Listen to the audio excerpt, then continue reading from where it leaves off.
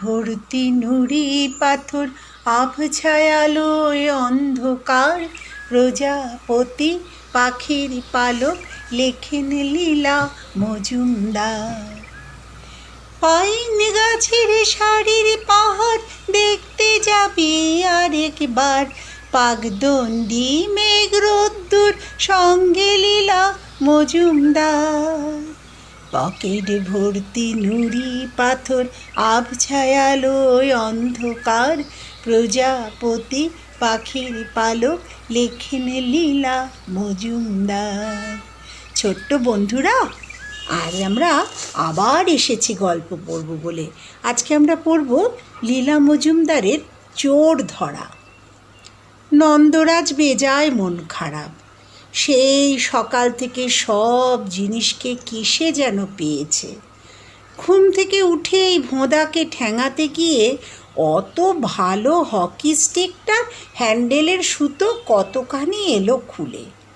তাই আবার ভোঁদা হতভাগা এমনই চেঁচালো যে বড় মামা এসে নন্দর কান পেঁচিয়ে মাথায় খটাং খটাং করে 2 গাঁটটা বসিয়ে দিলেন। তারপর সেই দেয়ালে কাজল কালি দিয়ে কুকুর তাড়া করছে। মোটা লোকটার ছবি আঁকবার জন্য বাবা মন্টুর সঙ্গে সেই চমৎকার জায়গায় সেই মজার জিনিস দেখতে যাওয়া বন্ধ করে দিলেন। নন্দ আর কি বলে, ছি, মন্টুই বা কী ভাবলো বলো তো। না, বুড়োরা যে কেন পৃথিবীতে জন্মায় বোঝা যায় না। আচ্ছা, অন্যদের বাড়ির লোকরাও কি এমন হাঁদা? এরা কি কিচ্ছু বোঝে না? এই তো কালই দিদির নাগরাইয়ের সুর পাকিয়ে দেবার জন্য দিদি চাঁটালো। আচ্ছা, সুর পাকিয়ে কি এমন খারাপটা দেখাচ্ছিল? ভারী তো নাগরাই, এর চেয়ে আর কোথাও চলে যাওয়া ভালো। ইজিপ্টে যেখানে নীল নদীর ধারে ফ্লেমিঙ্গো পাখিরা মাছ ধরে খায় আর মস্ত মস্ত কুমিররা বালির উপর রোদ পোহায়, নয়তো মানস সরোবরে যেখানে 100 বছরে একটা নীল পদ্ম ফুল ফোটে। শেষদা বলেছে কাগজে আছে কারা নাকি ছোট ছোট ঘোড়ার পিঠে বোঁচকা বেঁধে টিনের দুধ বিস্কুট কম্বল টম্বল নিয়ে সেখানে যাচ্ছে। কিংবা তাদের ছেড়ে নন্দ আরও উপরে যাবে, যেখানে লোমওয়ালা মানুষরা কিসের জানি রস খায়, সে খেলেই গায়ের রক্ত গরম হয়ে ওঠে। কিংবা যাবার তো কত জায়গাই আছে। খিদিরপুরের ডকেই যদি কাজ নেয় কে খুঁজে পাবে? সেই যে একবার নন্দ দেখেছিল একটা ব্রিজের তলায় ইট দিয়ে উনুন বানিয়ে মাটির হাঁড়িতে কি রেঁধে খাচ্ছিল কারা সব। ডকের কুলি হবেও বা সেই রকম করে থামবে। কিংবা যারা গান করে করে গায়ে গায়ে ঘুরে বেড়ায় তাদের সঙ্গেও তো জুটে যায়। গরুর গাড়ি নিয়ে মেলাতে মেলাতে বেড়ানো যাবে। কিন্তু তার আবার একটা অসুবিধা আছে।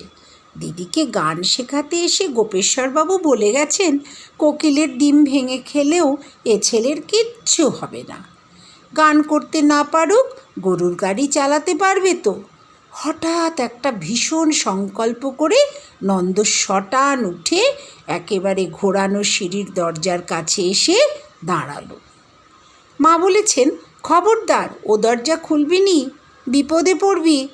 কি বিপদ অনেক ভেবে নন্দ মাসিকে জিজ্ঞেস করেছিল।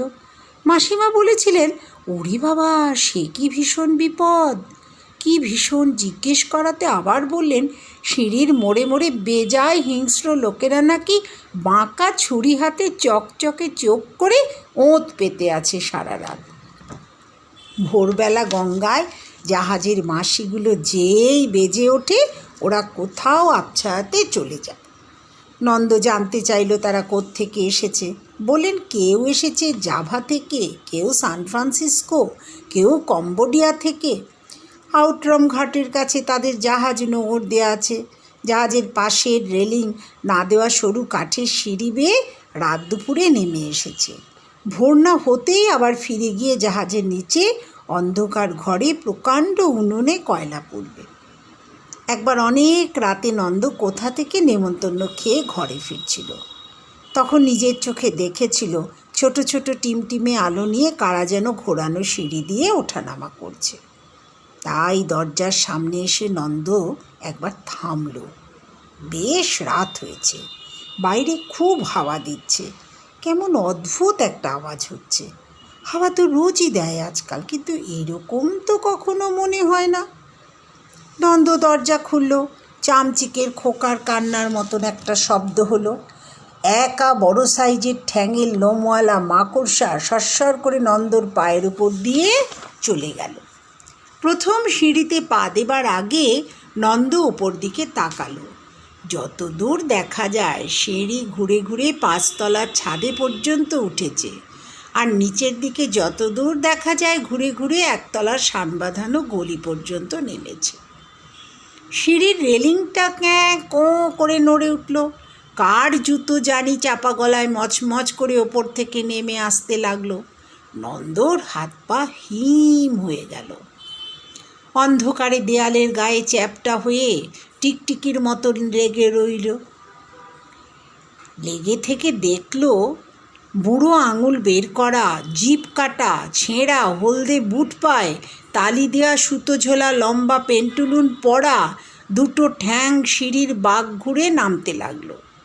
তারপর দেখল পিঠে তার মস্ত ঝুলি, থুতনিতে খোঁচা দাড়ি, নাকের উপর আঁচিল, তার উপর 3টে লোম, ন্যাড়া মাথায় নোংরা টুপি, বোধহয় সেই হিংস্র লোকদের কেউ একজন। ভয়ের চোটে নন্দর এক পাটি চটি ছিটকে খুলে ঠং ঠং করে সিঁড়ির ধাপ বেয়ে বেয়ে নিচে চলল। আর সেই হলদেটে বুট পরা হিংস্র লোকটা থতমত খেয়ে মোচকা ফেলে দে ছুট। নন্দর কিন্তু আর কিচ্ছু মনে নেই, কেন ভেরুয়া বনে গেছিল।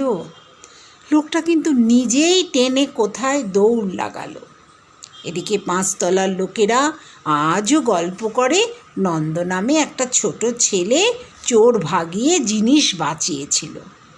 শুনে শুনে নন্দ মনে ভাবে বুড়োরা কি হাঁদা, কিন্তু বাইরে কিচ্ছু বলে না, চালাক কি না তাই। কেমন লাগলো বন্ধুরা চোর ধরা গল্পটা? আবার আসবো আমি, ভালো থেকো তোমরা।